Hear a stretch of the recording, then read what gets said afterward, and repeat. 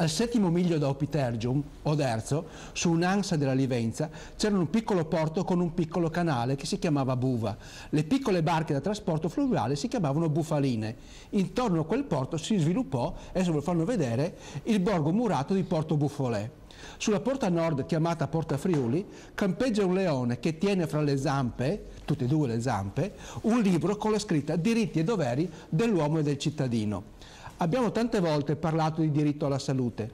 Nella nostra Costituzione, l'articolo 32, è detto che la salute è un fondamentale diritto dell'individuo e interesse della collettività. Così dobbiamo interpretare che noi, come singoli individui, abbiamo anche dei doveri verso la nostra salute.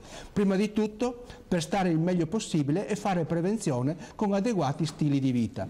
Per i politici e gli amministratori, il dovere è quello di fare leggi, piani, programmi, strutture e organizzazione per la diagnosi e il trattamento delle malattie e la riabilitazione e la prevenzione, compreso quello di finanziare quello che si promette di fare.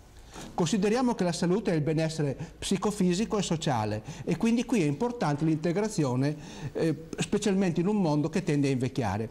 Diritti e doveri sono quindi due facce della stessa medaglia, nell'interesse dell'uomo e dei cittadini, come si legge sulla pietra di quel libro.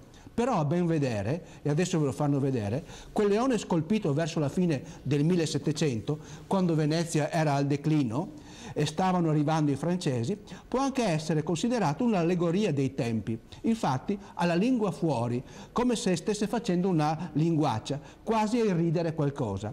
Potrebbe anche essere che il leone rappresenti l'idea che all'epoca il potere dominante tenesse poco conto delle leggi sui diritti e sui doveri dell'uomo e del cittadino. All'epoca però, e per questo può essere fatto, si era alla fine della Repubblica Serenissima.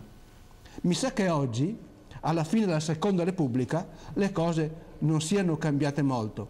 Auguri e non solo di Buon Natale. Giovanni Del Ben, grazie medico forense, ci vediamo la prossima settimana prima dell'ultimo dell'anno.